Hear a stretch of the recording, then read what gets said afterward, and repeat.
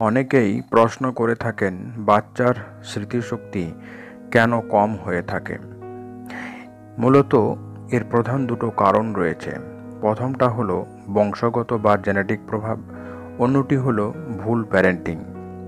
তবে আশ্চর্যের বিষয় হলো একটি বাচ্চার স্মৃতি যেমনই হোক না কেন তার পরিবর্তন এবং পরিমার্জন করা সম্ভব। তাই আজকের আলোচনার বিষয়ে থাকছে বাচ্চাদের স্মৃতিশক্তি কম কেন হয় তার সঠিক উত্তর খোঁজার। তাহলে চলুন সেই কারণগুলো সম্পর্কে আপনারা জেনে রাখুন। লক্ষ্য করা গেছে বাচ্চাদের মধ্যে অনেক বাচ্চা ইন্ট্রোভার্ট এবং এক্সট্রোভার্ট প্রকৃতির হয়ে থাকে।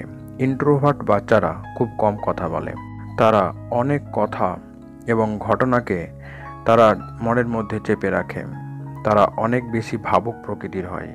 তবে ভাবুক হলে স্মৃতিশক্তি কম হবে বা শান্ত থাকলে বাচ্চার স্মৃতিশক্তি কম, এটা কিন্তু সঠিক নয়। এদের মধ্যে যে সমস্ত বাচ্চা মানসিকভাবে বিষণ্ণতায় ভোগে, নিরাপত্তার অভাব বোধ করে, সবসময় অনিশ্চয়তা তাকে তাড়িয়ে বেড়ায়, সেই সমস্ত বাচ্চার আইকিউ লেভেল অনেক কমে যায়। তারা কোনো একটা বিষয়কে তাদের মনের মধ্যে ধরে রাখতে পারে না।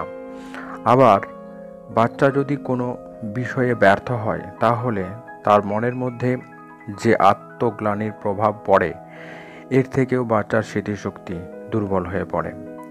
আবার অনেক সময় বাচ্চা কোনো বিষয়ে সফল হতে না পারলে ভীষণ বকাবকি করে থাকেন অনেক অভিভাবক। এর নেগেটিভ প্রভাব বাচ্চার মনের ওপরে পড়ে, যা তার স্মৃতিশক্তিকে দুর্বল করে দেয়। এছাড়া দেখা গেছে যদি বাচ্চার উপরে অযৌক্তিক অভিযোগ করা হয় তাহলে বাচ্চাটা কিছু না বলে মনে ভীষণ কষ্ট পায় এবং তার মধ্যে তখন নেগেটিভ চিন্তা ভিড় করে আসে, আর এর ফলেই স্মৃতিশক্তির ভ্রমের কারণ ঘটে থাকে।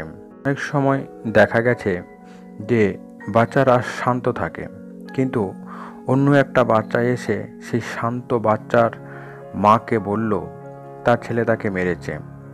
তখন ওই বাচ্চাটির কথা শুনে যদি শান্ত বাচ্চাটিকে বকাবকি করা হয়, অথচ যদি দেখা যায় যে ওই বাচ্চাটি মিথ্যা করেই একথা বলেছিল, সে ওকে মারেনি, তখন শান্ত ছেলেটির মনে নেগেটিভিটি তৈরি হয়। এর থেকে বাচ্চার স্মৃতিশক্তির উপরে খারাপ প্রভাব পড়ে। আবার দেখা গেছে যে একটি বাচ্চার গ্রহণযোগ্যতা বা প্রাধান্য একটি পরিবারে বা তার মা বাবার কাছে যত বেশি হয়, তার স্মৃতিশক্তির ক্ষমতা তত বেশি। কিন্তু বাচ্চার গ্রহণযোগ্যতা না থাকলে, তাকে গুরুত্ব না দিলে, স্বাধীনতা না দিলে তার স্মৃতিশক্তির উপরে নেগেটিভ প্রভাব পড়বে। বাচ্চার সঠিক ঘুম না হওয়াটাও তার স্মৃতিশক্তির উপর নেগেটিভ প্রভাব ফেলে। সঠিক ঘুম না হলে অ্যালজাইমার এর মতো ভয়ঙ্কর রোগের শিকার হয়ে পড়ে বাচ্চারা। এটা হলে একটু আগেই করা কাজ সে খুব সহজেই ভুলে যায়। সাধারণভাবে প্রতিদিন 6 থেকে 8 ঘন্টা ঘুমানো উচিত।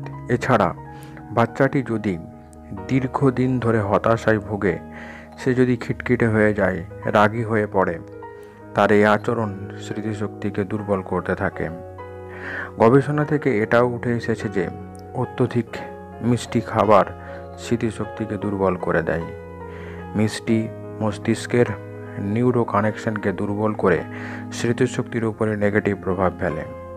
এছাড়া ঘৃণার ভাব স্মৃতিশক্তিকে অনেকখানি দুর্বল করে।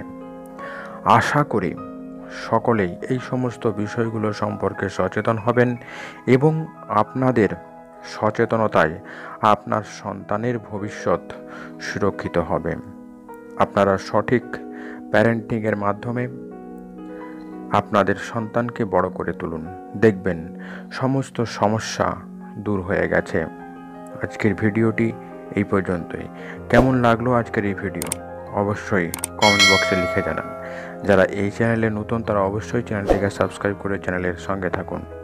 সম্পূর্ণ ভিডিওটি দেখার জন্য আপনাদেরকে অসংখ্য ধন্যবাদ।